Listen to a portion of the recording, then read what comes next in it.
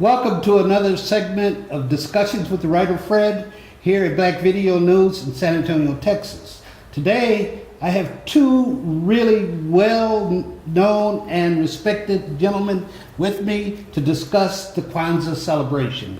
To my left, I have Baba Andor Mahat, yes, sir, who is a coordinator for Kwanzaa Market Festival. He's done it for 8 years, and also he's one of the writers, directors, and producers of the independent film Message to the People about Malcolm X. Malcolm X. Yes, to my right, I have Brother Logic Allah. Yes, sir. Who has the same credentials as my brother over here. And you all work together on that production. Yes, sir. And I've heard nothing but good reports about production. I had a friend who went to see it when you premiered it, and he was really impressed with what you guys did. Thank you. Great work. You Yes, guys keep up the great work. Thank you. Yes, sir. Thank Yeah. But today we're here to discuss Kwanzaa. In 1966, a brother by the name of, at that time his name was Maulana Karenga, it's now Maulana Karenga, Yes, sir. established what we now know as Kwanzaa. It's a celebration emanating out of the Black Nationalist Movement of the 1960s, and it was meant to assist African Americans to connect with their African culture and history. Yes, And it's based on 7 principles of African heritage, according to Dr. Karenga. Now, when he first started Kwanzaa, I can recall he was very critical of Christianity. And he made the statement that black people need to relate to Kwanzaa and not to a white man's Christian religion. And so I think, brothers, if you don't mind, we need to clear that up right away, okay? How does Kwanzaa relate in any way to a replacement of Christianity, or if it doesn't, has that been changed? Has that perception, do we need to change that perception? And we'll start over here with you, brother. Definitely, I think we need to change that perception because since its origin and creation by Dr. Maulana Karenga with the Kwanzaa celebration, since that time, you know, he has made it clear, as a matter of fact, looking at his book, Kwanzaa, a celebration of family, community, and culture, he writes that he did not create Kwanzaa as a substitute alternative for Christmas. And he makes a point that people of all faith can celebrate Kwanzaa because Kwanzaa is a cultural holiday where Christmas is a religious holiday.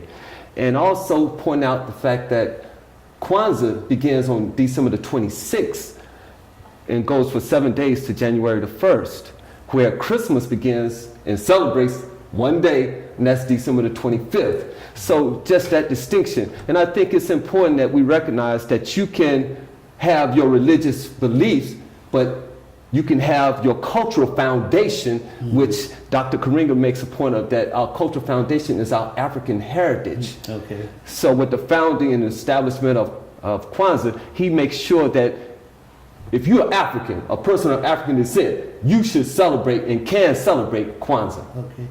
Well, let me turn to Brother Allah. Then why, if it wasn't meant as a substitute for Christianity, why did he pick the day after Christmas to do it when people are still celebrating Christmas? Why couldn't he have picked, is there some significance to that date, December 26th? I think historically you have to look at why is even Christmas December 25th. Hanukkah falls in December as well.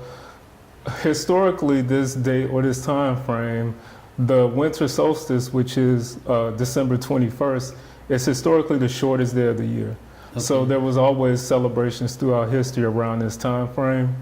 And what Dr. Karenga said is that this represented the African harvest historically, this time frame. So in that tradition, I think that's why he chose December and around that time. Okay.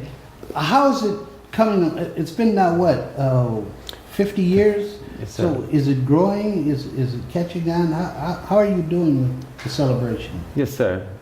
The numbers are growing tremendously. You know, Dr. Karenga established it as an African-American cultural celebration. Right. But today it's a Pan-African cultural celebration. And that is to say, from small beginning in Los Angeles, California, now millions of people of African descent all around the world are celebrating Kwanzaa.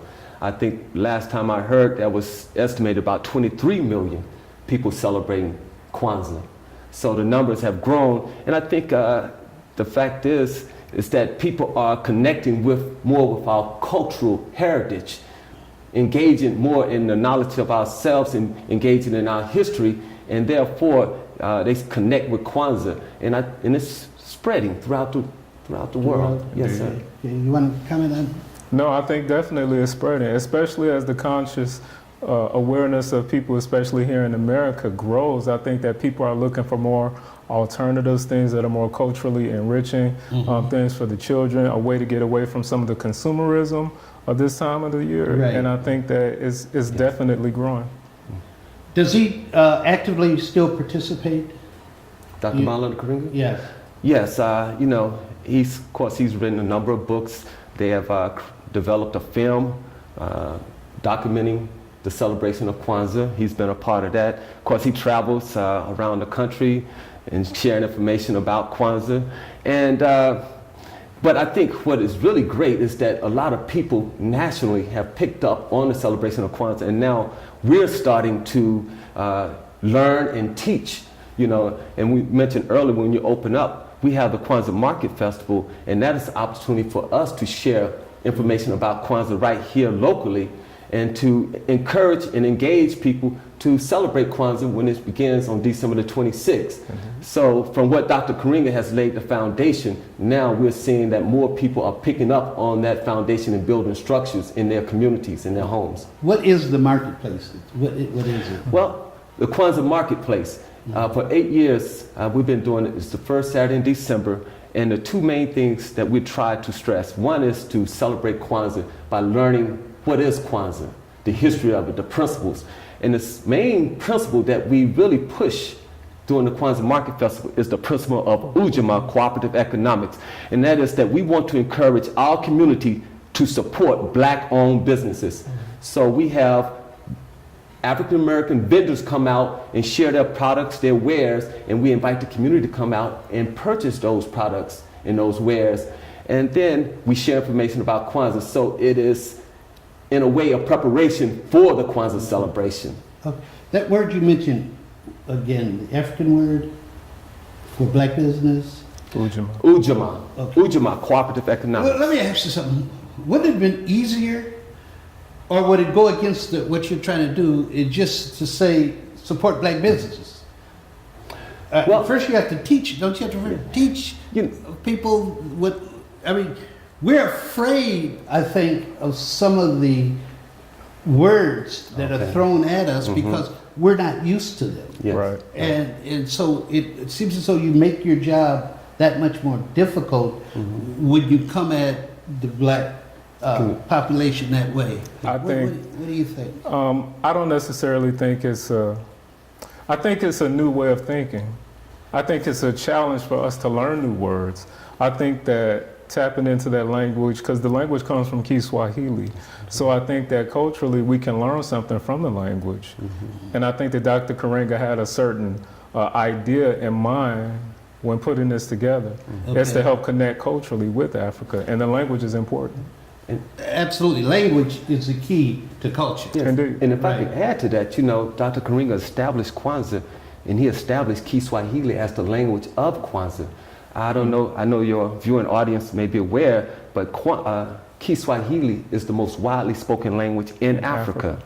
It's spoken mainly in the countries of Kenya, Mozambique, Congo, but it's the national language for Tanzania.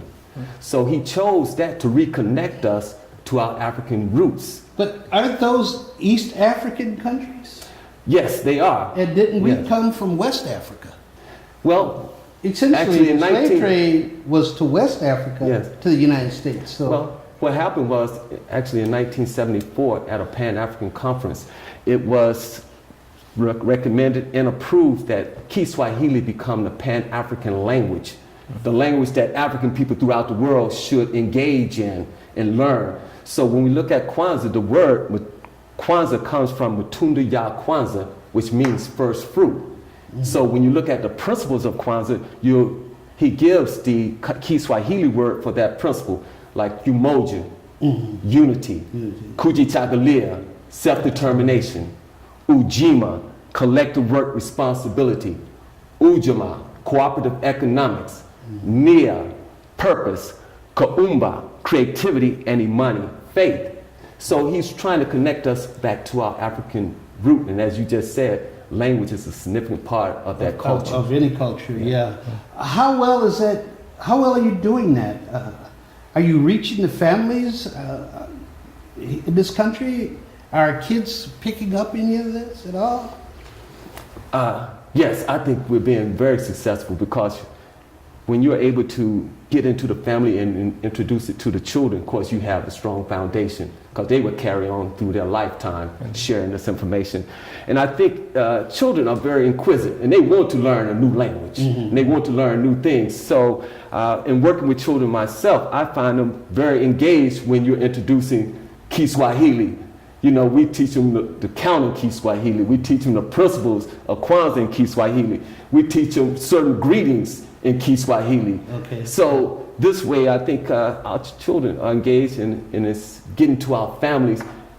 So it's been very successful in that way. So let me ask you brothers, do you then reject the idea that our culture, much of our culture started in those slave cabins in the South? When our ancestors had to come together. I always when I teach African American history, I tell everyone not to concentrate on the times that we were in the fields, but in the times when we were in those cabins, between like 10 at night and 4 in the morning, and these black folks had to survive. And the basis of the culture coming out of America is based on, number one, oppression, and two, survival. And you see a lot of our literature, right? Even our spirituals are based on that. And so, how do you try to bring that together? You don't reject those beautiful black people who made it possible, went up the rough side of that mountain, and made it possible for us to be here today doing this. No. I don't think we don't reject that at all. However, there's a growth process, and if you know better, you do better. Yeah. They did the best with what they had at that time. And so we can't expect people that are in oppressed situations to have the opportunity to choose a lot of things. So right now when we have the choice, when we're not in an oppressed situation, we have to choose what's the best route for us to recover from a mental death, to recover from some of the things that we've been through. And I think this is definitely part of the healing process. So bringing it back to the whole idea of Kwanzaa in Christianity, that you all see how they can, even the Muslim religion, they can all survive without trying to kill each other off. No, it's about cooperation and support and understanding our cultural heritage, because we can be of various faiths. We can be of the Islamic faith or the Christian faith or the Jewish faith, but we're all people of African descent, people of color. So Dr. Karenga was saying basically that we need to reestablish ourselves in our cultural heritage. And that way we don't have the division necessarily based on our religious differences, but reconnect ourselves and come together and unify around our cultural heritage. I think one of the problems might be that in our religious institutions, our ministers assume the culture is the religion. And it's not necessarily culture, it's more than just religion. And if the Baptists go say, well, the black culture is built around Baptist religion, or Methodists around Methodist religion, it's going to be very difficult for us all to come together. And I think you're right, and I think it's very important that our viewers and everyone out there understand and know what the message you're giving is that Kwanzaa is not a religious celebration, it's a cultural celebration. And along those lines, did you want to? I did want to add on it. Ahead. I think that the proof is in the pudding. This year here in San Antonio, we had over 200 people joined us at the Kwanzaa Market Festival this year, which is our greatest turnout. And we had over 15 vendors who were available. So I think that the idea of it is growing. And people were really there connecting and sharing information and having a really great time. Well, when we come back from our break, brothers, I want you to share with us the 7 principles. And so we're going to take a break and then we'll come back. Yes, sir.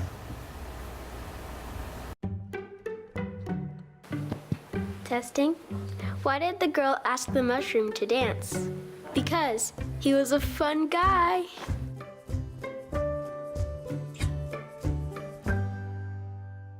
What if you could invest in the future of kids, like a stock? Not the kind of stock that's about making money, but a stock for social change. A whole new kind of investment called Better Futures. When you invest, it helps kids go to college. Believe in us, invest in us, watch us grow. My name is Sydney, and I'm your dividend.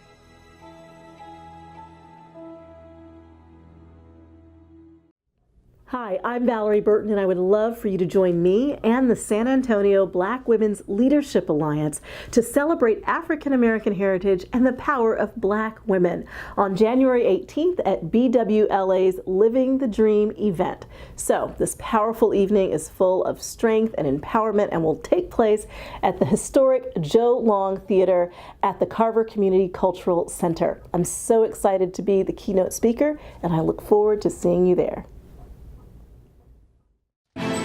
Nothing to do this week?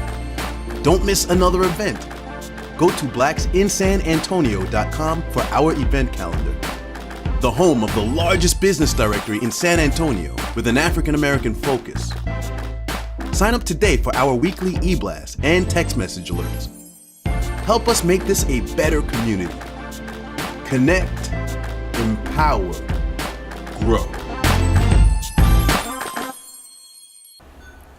Welcome back to Discussions with the Writer Fred here at Black Video News. And as I mentioned earlier, and as you know, I have 2 really interesting and knowledgeable guests, Brother Mahat and Brother Allah. I want you all to explain to our viewers the 7 principles, but before that, we do that, tell us a little about that film that you did. That's fantastic. Yes, That's sir. really great. Well, this year earlier in Black History Month, during the month of February, we released an independent film by the name of Message to the People, A Story of Malcolm X, which is available online at our website, malcolmxmovie.com. It's basically a historical dramatization based on the life and the works of Malcolm X. Baba Andar plays Malcolm X in the film. It's basically a one-man presentation, and as he speaks and goes through the life of Malcolm, we weave in historical footage and photographs to tell the story of Malcolm, his life, and his works. I've seen you do Malcolm across the street at the Carver Library. Yes, You're sir. good. You're Yes, sir. definitely Thank good. Yeah, definitely. Yeah. So let's get back to our topic here. We need to know about the 7 principles. Yes. They're the foundation of the Kwanzaa celebration. Yes, sir. And I think these 7 principles were articulated, developed by Dr. Yes, sir. Karenga. By the way, I used his Black Studies book when I taught Afro-American studies at UTSA.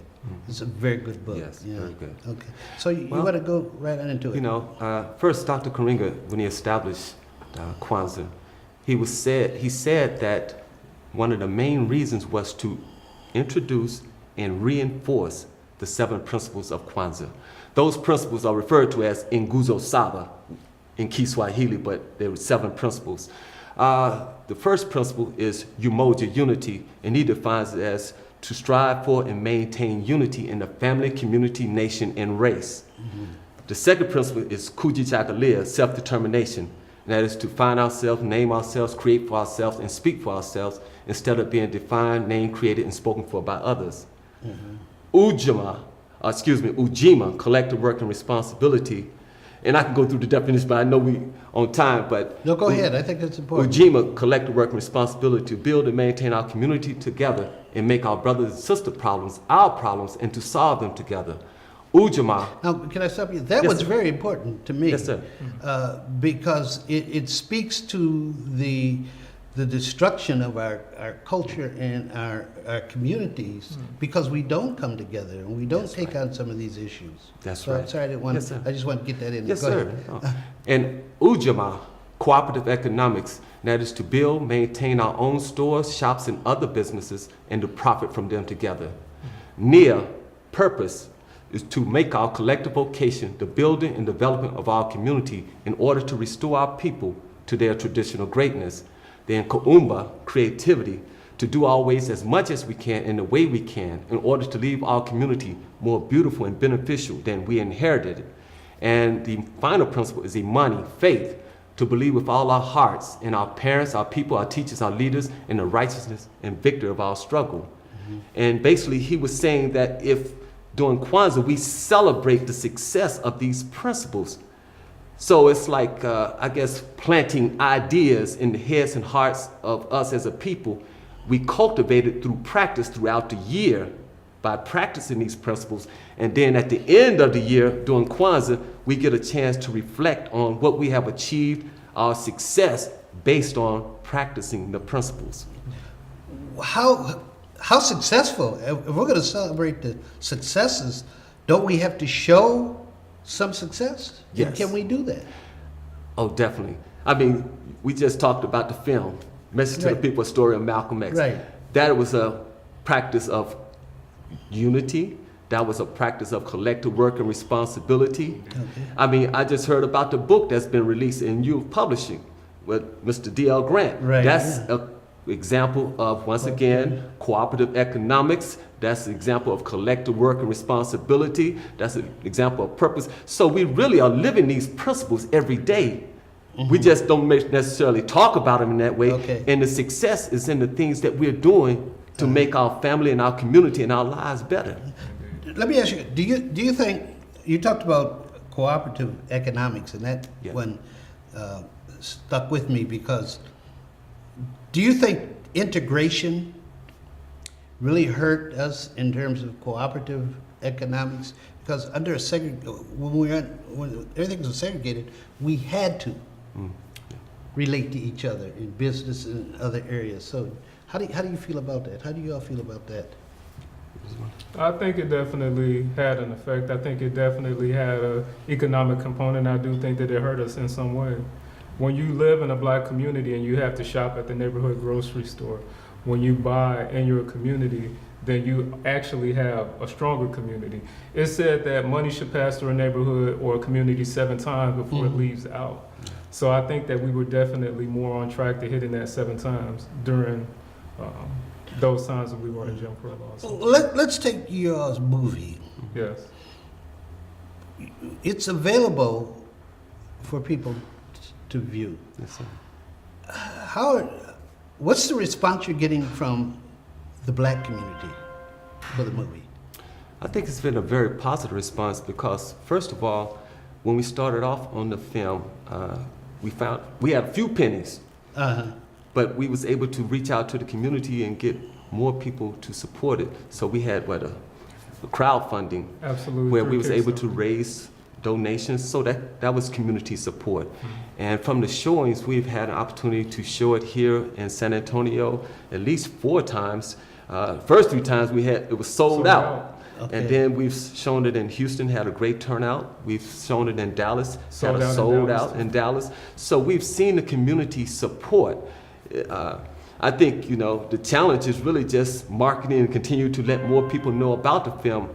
So we see the support, and I think this speaks to the practice of Kwanzaa. I mean, the celebration of Kwanzaa and the practice of the principles, because we see cooperative economics has been practiced and is being practiced in support of the film. Well, what's the, I don't know if you guys you're probably too busy doing the film to look at the breakdown of the crowd, but in terms of... We pay attention. Oh, do you? Absolutely. Okay, how is it percentage-wise, white, black, Hispanic? For instance, we just had a showing on Sunday. I would estimate that it was about 85% African American. Good. Yeah. Okay. The turnout has been great every time. Yes. And we also have a discussion afterwards, a Q&A session. Yes. And if you were to hear some of the questions that people would ask us and some of the comments that we've received, there is nothing but encouragement. People want to see more. People basically are asking us, when is our next project? Oh, okay. Yeah. Yes. And we're working on a project right now. Tell us about it. We got a minute. Go ahead and tell us about it. We're working on a documentary film called Walk on the River, A Black History of Alamo City, where we're documenting the black history of San Antonio, post-slavery until present day. Oh, okay. When do you plan on having that finished? Do you have any idea? That film will be released in the summer of 2018. Oh, However, okay. January 10th at the Alamo Draft House Park North, we have a preview, and it's a part of Dream Week. It's a Dream Week event where a person can come in, take a viewing of a 30-minute segment of the film. It's like a pre-release, and they can see parts of the film and also help to donate to help this make it a reality. Okay, great. Well, we'll get together again, okay? Absolutely. When slavery was when we knew slavery was going to end, there was two different approaches to us being free. There was one approach that said, okay, be good colored folks, behave yourself, be religious, and the white man will bring you in to his society. The other approach was, it's not going to work. The white man is never going to bring us in to his society. And so we need to be working on a separate existence for us. In fact, some of the folks called for maybe a state somewhere in the West for African Americans. And I think you could trace this right up to today. Of course, you have Marcus Garvey, who would have been for the separatism, which you bring up to the nation and Elijah Muhammad for a while. Then you have Frederick Douglass, Booker T. Washington, even Du Bois to a point, and especially Dr. King saying that we can assimilate into the larger society. Yes. Where are you all in that argument, that debate? I think when you look at the celebration of Kwanzaa, one of the second principle of Kwanzaa is Kujichagulia, self-determination. And what Dr. Karenga is encouraging us to do as a people is to be self-determined, not to depend on someone else to tell us what to do, how to do it, or to be necessarily have to find ourselves forcing our way into somebody else's existence, but to create our own existence, our own way of life, our own cultural values, our own, and in doing this, we find that we have, which is the sixth principle, the creativity. We can create the kind of world, community, and the place we want to live in. So I think when you spoke of Marcus Garvey, you spoke of someone like Noble Drew Ali, or you come up to Malcolm X, you're talking about people who was more about self-determination, about black people doing for themselves, Right. and creating the kind of family and community and the world we wanted to live in. And I think at this point in time, I think there's a number of people still have that kind of understanding, because sometimes when you're looking at the reality of the world we're living in, the fact is, if there's no need trying to knock in somebody else's door to be accepted when you can create your own world, because we have the power to do that. So you think we can actually do that when we're living and have lived and been defined by a dominant society from the time we got here? I think you have to give us our just due as a people. Okay. Nobody could endure what we endured for 400 years. Oh, I agree with and you. come out and be who we are today. And I think you also have to get into the mentality that we are the first people of the planet Earth. Everything comes from us. Writing, science, mathematics. So we don't have to fit into anybody's anything, because we created it all. And if any other people on this planet have any of those societies or any of those cultural institutions, they got it from us. So we don't have to fit into something else, because we originated it all. But the reality of our situation is that we have been defined by another people. If we accept that. And if we accept it, I maintain that no race of people have been so psychologically emasculated as blacks in this country, because we were defined, and for a very long time we couldn't fight back because of an oppressive system. And sometimes I wonder, are we too far gone? And it's programs like the Kwanzaa that can come be the salvation for our kids. I think that you mentioned cooperative economics. What about the importance of teaching our kids to love being black? I think that's one of the core things that you find in Kwanzaa. Okay. It's reconnecting us to Africa and teaching us to love ourselves as African people, as black people.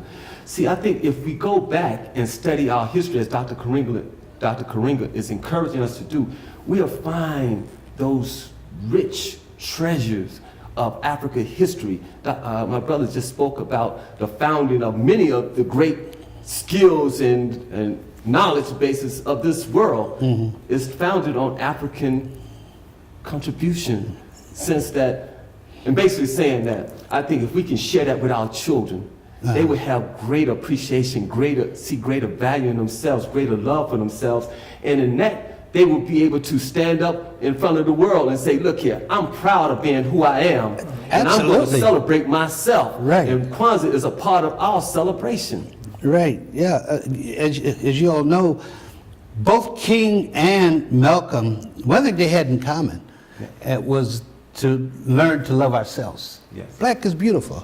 You guys over here are too young for that. I can remember James Brown. Yeah. That was a song. Yes, sir. Say it loud, I'm black and I'm proud. Right. We would walk around with our fros, Yeah. and I wasn't calling anyone an N-word or a dog. I say, hey, my brother, what's going on? And you better not insult a sister by calling her one of the words that they use. She'll whip your butt. And they're wearing their fros, everything. How did we lose that? Well, I think part of it has been this movement towards accepting others to define us. Okay, And I think absolutely. one of the power of media is that media can influence the thinking of people, and we find ourselves more influenced by the media. And what I'm saying, and I think we're saying today, is that we can be selective on what we bring in to our homes and to our communities. Kwanzaa is a choice that we must make to embrace and celebrate ourselves as a people. All people celebrate themselves. I know, yeah. And we should celebrate ourselves. And I think then we'll get away from some of the other people defining us, because some of those terms we're using is not our terms. Right. It's somebody else's definition of us. Right, That's absolutely. why the language is so important. Yes, exactly. absolutely, yeah. Well, let me allow each one of you a minute to wrap up. Talk to our viewers. What do they need to do? How do they really need to get involved? This is important. Yes, sir. Well, I think, first of all, I want to thank you, Oh, because I want to thank you for the work you're doing in our community to Okay. educate and empower us as a people. So Okay. thank you. Okay. I think it's important that as Kwanzaa, we do two things. One is that we celebrate Kwanzaa, but we live the 7 principles. Okay. See, we come together and celebrate Kwanzaa once a year for those 7 days, but every day we have to live these principles and make them a living force in our community, practicing unity, practicing self-determination, practicing collective work responsibility, cooperative economics, purpose, creativity, and faith. Okay. And then invite the community if you want to learn more. Of course, you definitely can reach out to us. Tell them how. You can reach us at, you can call us at 210-560-3622. You could go to our website, it's www.kwanzaasa.com. And you can also reach us on Facebook at Kwanzaa Market Festival SA. Okay. Brother Allah. I think that it's important for us to understand the principles and also to live the principles throughout the year. I think that everyone should connect with us. Everyone should also be aware of some of the culturally enriching programs and things that we do throughout the year. In February, we have a Black History book giveaway for the children. Yes. We have a women's celebration of Black women in history. In May, we have a Pan-African festival. So there are many things that we do that are culturally enriching throughout the year, along with the Kwanzaa Market Festival, which happens on the first Saturday of December. So there's so much we can do that we can continue to live out this tradition throughout the year. So like the brother said, I would encourage everyone to connect with us on Facebook, especially on the Kwanzaa SA Facebook page, on the Malcolm X Movie Message to the People Facebook page, and join our mailing list, which is available at our website, malcolmxmovie.com, and be involved.